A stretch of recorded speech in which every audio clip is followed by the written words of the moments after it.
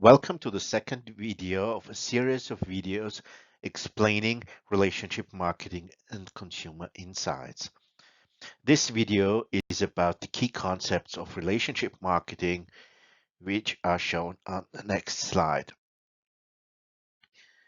The title of the slide is called Satisfaction Profit Chain, and if you search for these keywords, you will find an article published by Hesketh, who has originally invented this chain of key concepts.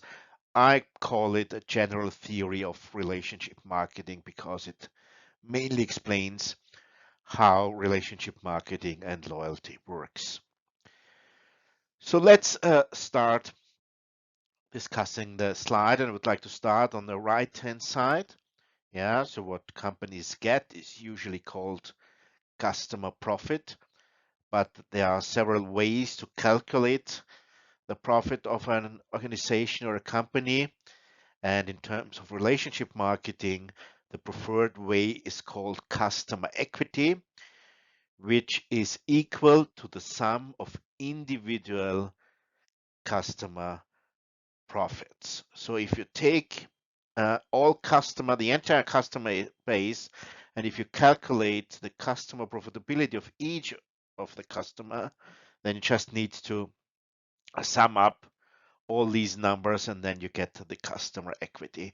So this is at the aggregate level or the firm level.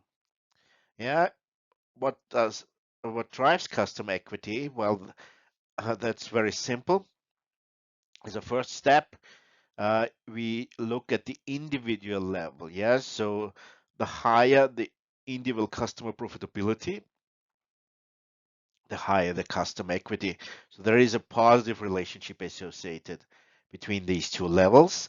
In terms of relationship marketing, again, we um, take a specific approach to calculate customer profitability, and it is called customer lifetime value, or short CLV. If we go one step left or one step back, what drives individual customer profitability? Well, there are a set of behaviors called purchase or repurchase, word of mouth, and usage behavior. I think this link or this hypothesized relationship is also very intuitive. The more customers purchase, the higher the profitability. The more they recommend, the higher the profitability. And also in terms of usage behavior, heavy users are in general more profitable than light users. So profitability at an individual level is driven by or influenced by behavior. Yeah. But what drives behavior? Well, according to this theory, it's attitude. And again, in this box, you can see several attitudinal behaviors, starting from satisfaction, attitudinal loyalty, relationship quality, or commitment. And there are many more. This is just a short list of many attitudinal variables. Yeah. And finally, what shapes attitudes? That's called marketing actions, or the 4Ps. This is what companies do. Yeah, and that closes the loop. Yeah, so this is what companies do, and the profitability is what customers get. And in between are attitudes, what people think, behavior, what people do. Yeah, so it's a chain of command and a chain of various steps. And well, I think it explains nicely the concept of relationship marketing. So let's talk about each of these concepts in more detail, starting. Customer satisfaction is defined as the degree to which a customer's expectations are fulfilled or surpassed by a product. Yeah, on the next slide, we will see a visualization, what is actually meant by this definition. But for now, I would like to draw your attention on the second bullet point. In terms of satisfaction, you can distinguish between an actual episode. Let's think of an actual visit of a McDonald's restaurant, or you can take an overall or longitudinal perspective. Yeah, you can ask about your long-term satisfaction or overall satisfaction with McDonald's. Then you measure this, yeah, overall satisfaction, not only your most recent visit. When it comes to measurement of customer satisfaction, we can distinguish between various methods. Most frequently used is a customer satisfaction survey. I think that's what most companies do. But you can also conduct a mystery shopping study, or you can ask dissatisfied customers by using the critical incident method. These three methods are so-called empirical approaches. You can also estimate customer behavior, the number of complaints, or the number of customer defections. This is also very popular. And yeah, I think it's also highly recommendable next to the customer survey or the critical incident technique. So let's move on to the next slide. And here you can see a visualization of the scope of customer satisfaction. It is simply the performance minus the expectation of a product or service. And in this context, it is worth to mention that shaping expectations can be a double-edged sword. Think of a keynote where you introduce your most recent version of a product, let's say the latest iPhone. And if you think this, or if you say to the audience, this is the best smartphone, this is the best iPhone ever, you shape the expectations, and the customers really expect a high performing, superior product. And if you can't match these expectations, yeah, if your iPhone is not superior, or if your customers can't really see a difference between the most recent iPhone version and the last version, then people might not be satisfied. So it's really a double-edged sword, and you have to be careful when you announce new products in regards of expectations. Measuring satisfaction of products is quite simple because you have attributes you can measure and you observe. In terms of services, it's much more difficult, and many researchers have written journal articles and have made conceptual foundations about the measurement of customer satisfaction of services. And the most frequently used concept, or the most popular concept, is called ServQual. It stands for service quality. And the idea is that service quality is similar to customer satisfaction of services. And a bunch of authors, Barry Parasureman, have invented a set of items, and they claim that with this set of items, each service can be measured and can be evaluated based on their scale. Yeah,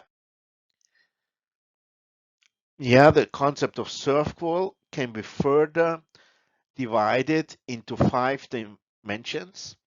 As you can see here, there are tangible, reliability, responsiveness, assurance, and empathy items in the ServQual scale.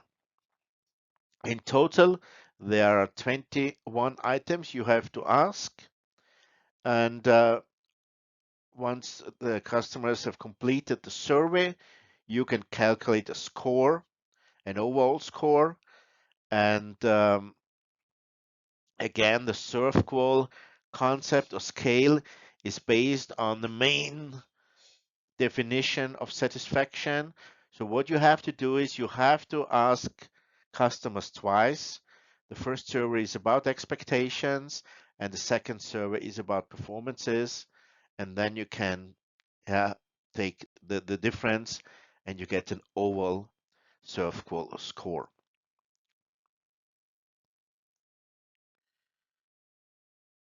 The SERVQUAL scale has been used quite frequently in research and practice. Here are some examples. SERVQUAL has been used for measuring online shopping service quality, mobile technology adoption, food consumption, sport consumption, and many other services. This slide shows you example results from the National Customer Satisfaction Index. This is kind of an omnibus survey provided by a market research agency. And on the left, you have various car manufacturer brands. Here you have the baseline score of the National Customer Satisfaction Index. And here you have the various years. So for example, Renault has a baseline satisfaction index of 73, then it dropped to 72 in 2009, then it jumped to 80 in 2010, then it fell to 74 again, up to 76, and so on and so forth. And yeah, the beneficial thing about these omnibus services, about these national customer satisfaction indexes, that you get a customer satisfaction index over the years. So you get a measure of the satisfaction program and all your management activities. And on the other hand, you can benchmark your results with your main competitors. Yeah, so this report is usually sold to all car manufacturer brands, and they can, as I said before, they can compare the results and make their adjustments of their program. So let's move on to the next slide showing various outcomes of customer satisfaction.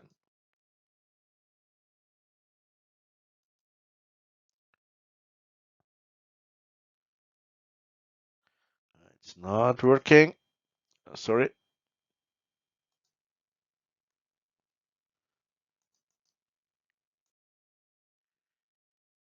This slide shows you the various benefits of high customer satisfaction.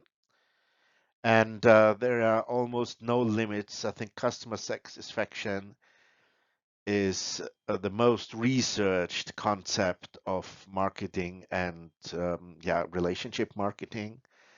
I will upload the source of this slide since I think it's not easy to read. But you can see here various financial measures, and it is continued on the next slide. And it shows you all these leverage effects. Yeah, so 1 unit increase in the customer satisfaction index is associated with 11% increase in return on investment over the next 5 years. Yeah, or 1 unit increase in customer satisfaction index is associated with 2-unit increase in stock returns. These are just two out of many examples. And again, the correlation or the link between customer satisfaction and financial outcome is well researched, and there's a lot of evidence in this area. This slide shows another set of outcome variables of high customer satisfaction. On the very left, we have long-term financial performance indicators like Tobin's Q, but we have also risk measures, advertising measures, and effects on other stakeholders. Once again, I will upload the source of this slide, and then you can read and see all the various effects and positive outcomes of customer satisfaction. But the main takeaway of the last two slides is that customer satisfaction leads to higher financial performance. And this is the reason why customer satisfaction has become so important. That's the reason why so many research studies were conducted and why so many companies also organize customer surveys and take customer satisfaction seriously. On the next slide, you see the so-called Kano model. This is similar to the Herzberg model when it comes to employee satisfaction. The main idea is that in reality there are many drivers of customer satisfaction, and you can divide these drivers into three groups. There are so-called basic or hygiene satisfaction drivers. If you meet these expectations, then you avoid dissatisfaction, but you cannot achieve satisfaction. Yeah, so these are minimum requirements. If you move on and take these green arrow in consideration, these factors or satisfaction drivers are called performance drivers. So if these expectations are met, then people are satisfied. If they are not met, they are dissatisfied. So it can go in both directions. And finally, there are so-called delight factors. If these expectations are met, if you do a good job on these indicators, then you delight your customers, they are highly satisfied, which leads to customer satisfaction or delightment. If you don't meet these delightment factors, then you do not create dissatisfaction. So they go only in a positive direction. The Kano model has been developed in Japan and has become very popular in service research and also in management practice. Yeah, I prefer even more the importance performance matrix shown on this slide. Yeah, according to this concept, you ask customers twice. First of all, you ask about how satisfied they are with a certain performance. Yeah, again, you split down uh, the satisfaction items in various subcomponents, and then you ask them how they are satisfied. And on the other hand, you ask about the importance about these satisfaction items and drivers. And then finally, you can draw this 2x2 matrix. And then you get two cells. And if people are satisfied with certain indicators and if it's important, then obviously you should keep the high quality. If the performance of your company is not so good, if people are less satisfied, but it's also not important, again, you can ignore these factors. But for the remaining two, you should take actions. Yeah, if people are really satisfied with certain indicators, but it's less important, then you might think about reducing the service quality because it's a waste of money. On the other hand, if you perform very poor and it's really important for customers, obviously you have to invest some money to move from this cell on the left to the top right position. The next slide shows you the importance performance matrix again, but this time you have an example here. Yeah, it's an example of an elevator service company. Yeah, high importance, high performance is mechanics, cleanup after job. Um, but on the other hand, remote monitoring is yeah um, low performance, um, and that this is an example of an action or where you immediately have to set actions. Yeah.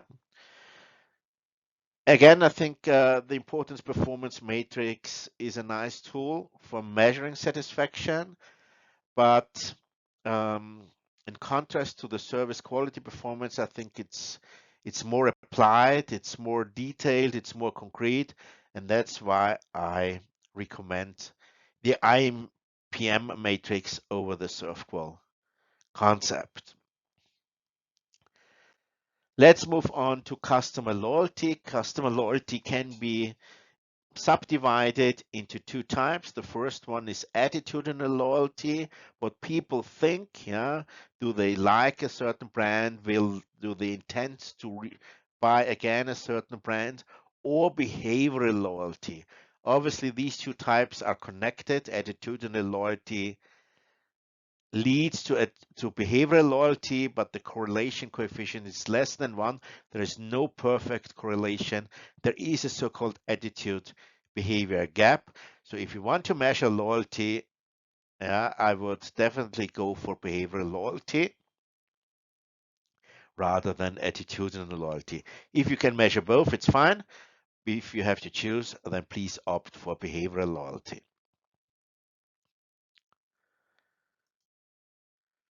The next slide has been published by an American consultant called Frederick Reichelt. And this graph was published in the Harvard Business Review many years ago, but it has changed the marketing world completely.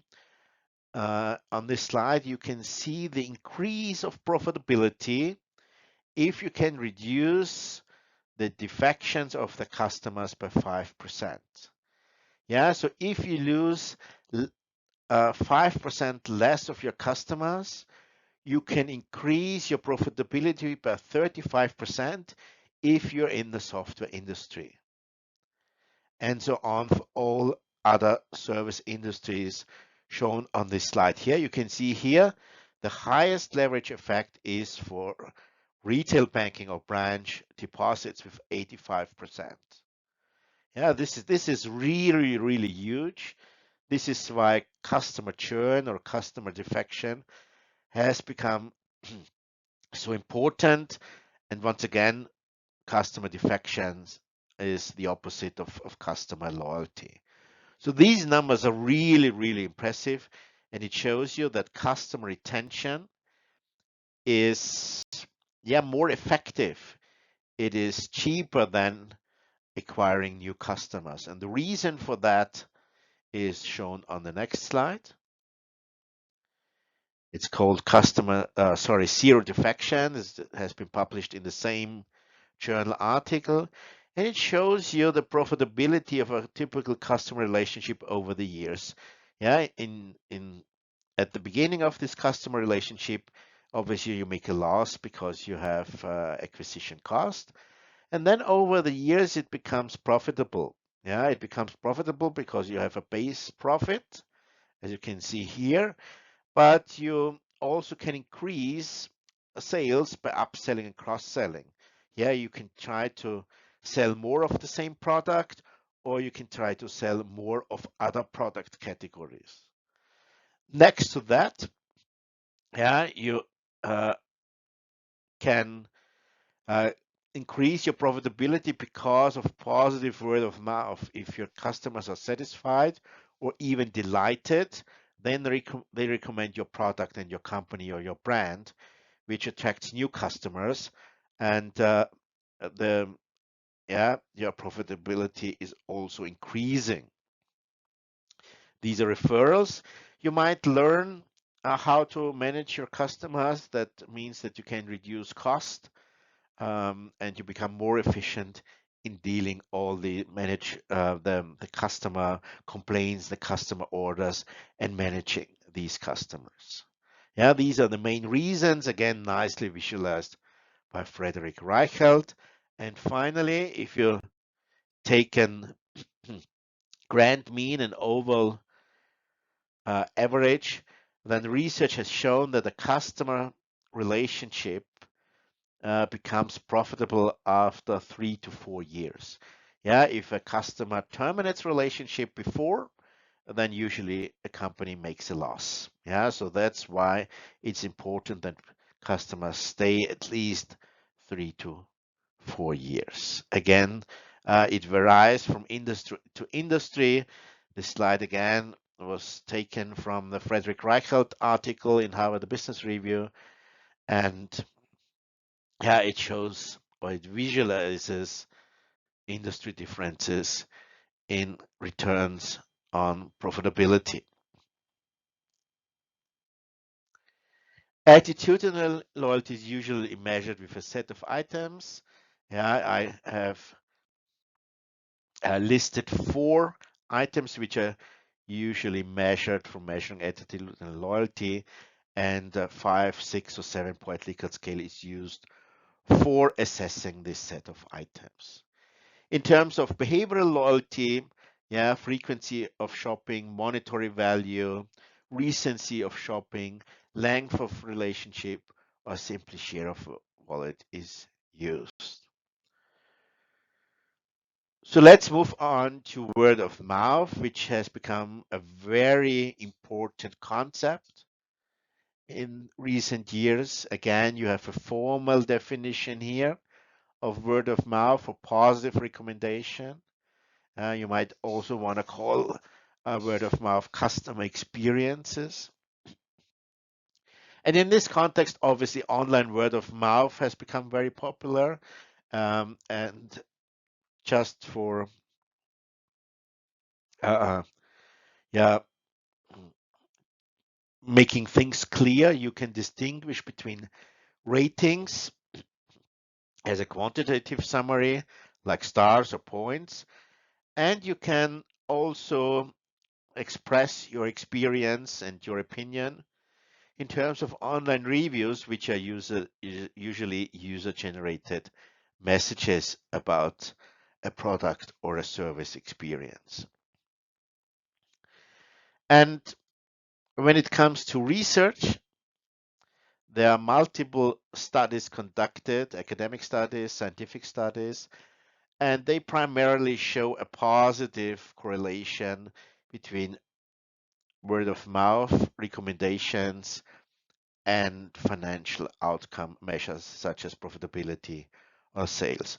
So the more positive the reviews, the higher the sales or the profitability. This is true for almost every industry. How can you measure word of mouth? Well, there is a traditional way of measuring word of mouth. This is it can be seen on this slide. Yeah, you can have a set of items. Yeah, and then this scale uses 11 items to measure word of mouth. The modern approach is called Net Promoter Score, again developed by Frederick Reichelt, who's a leading researcher and consultant in this area. And he suggests to use just one question, and it is phrased, how likely is that you would recommend company XYZ to a friend or colleague? And then you use a scale from 0 to 10. 0 is very unlikely, 10 is very likely, and 9 and 10 are so-called promoters. People who score 7 or 8 are passively satisfied, and detractors are people who score 0 to 6. How do you calculate the net promoter score? Well, it's simply the difference between the promoters and detractors, as you can see here. And research has also shown that high performance companies have a net promoter score of 70 plus. in his article, companies like Facebook or Amazon are named as example of these high performers. And once again, they have a high score of net promoters, uh, um, yeah, a huge number of delighted customers, and that's the reason why they are yeah, so popular and also financially successful. Again, Reichelt proposes a strong link between the net promoter score and financial outcome measures. That's about word of mouth, and we now proceed to customer lifetime value. Again, you have a nice definition of the customer lifetime value here. It is simply the net present value. Um, and you don't have to memorize the formula here. It won't be part of the quiz. But in terms of calculating the customer lifetime value, I think it's quite simple. Um, it's just the net present value. You have two links here. The first one is from Wikipedia, which nicely summarizes the net present value, and you have an example of a custom lifetime value calculator published by the Harvard Business School. Again, multiple research has been done in measuring customer lifetime value, and multiple approaches exist simultaneously. And I strongly recommend to use a bit more advanced approach of measuring customer lifetime value. Instead of using the net present value only, it is recommended that you do a risk adjustment before you calculate the cash flow. Yeah, I think it's quite intuitive that not all customers stay loyal in the future. And that's why you need to take into account a so-called risk adjustment. You simply multiply the net present value with the probability of staying loyal, and then you get the risk adjusted cash flow. Yeah, and the risk adjustment probability, I think it can be easily calculated by looking into historical data. Yeah, so a company usually exactly knows how long a customer stays and what's the average time of a business relationship. So this is really recommended, but the even more advanced methods like a so-called relationship value. So if you take into account that people recommend your brand, yeah, then you have a referral customer lifetime value. If it's a famous customer, then you might calculate a reference customer lifetime value. That's what most companies do. If they do business with famous companies like Red Bull, Amazon, Google, whatsoever, yeah, they use these customers as a reference for other customers and for acquiring new customers. So it makes sense to keep these popular brands, even if you don't make money. Yeah, but you can use them as a nice reference. And if you work closely with customers and if you develop new products, then you have a learning and an innovation customer lifetime value, and it's another strategic reason to keep these customers um, because you can use these newly developed products and sell these to other customers. So we are finally approaching to the end of the video. This is a nice chart taken from an article published by Vic Humer, again in the Harvard Business Review. And it shows you various types of customers, and customers are divided based on the customer lifetime value and on the customer referral value. So if customers recommend your product or your brand, then you can gain new customers, and you can calculate the customer lifetime value of these new customers. And according to Vic Humer, you can divide these customers in 4 different groups. And the first group is called misers. Yeah, you don't earn a lot with these customers because of CLV, and they do not recommend a lot your company. Yeah, they're so-called misers. And then the opposite is called champions. Again, yeah, these customers score high on both dimensions. They have a high customer lifetime value and a high customer referral values. Yeah, but these two groups, I think they are intuitive. You would expect to have these two groups of customers. Uh, More interesting are the two remaining groups. I would like to start with the affluents. Yeah, you make a lot of money with affluents because they buy a lot. Yeah, you can see the customer lifetime value is really high. On the other hand, they do not recommend your brand a lot. Yeah, you don't earn a lot of money because of positive recommendations. Yeah, this um, CRV is really low. It's as low as the misers. And finally, I think this is the most surprising group. It's called advocates. They don't buy a lot, but there are still delighted customers. They refer a lot to your brand, and you make a lot of money because of these referrals. And the common mistake is that you don't pay attention to this group. You might treat them not very well because they don't buy a lot. Yeah, but this is a big mistake because they promote your product by positive word of mouth.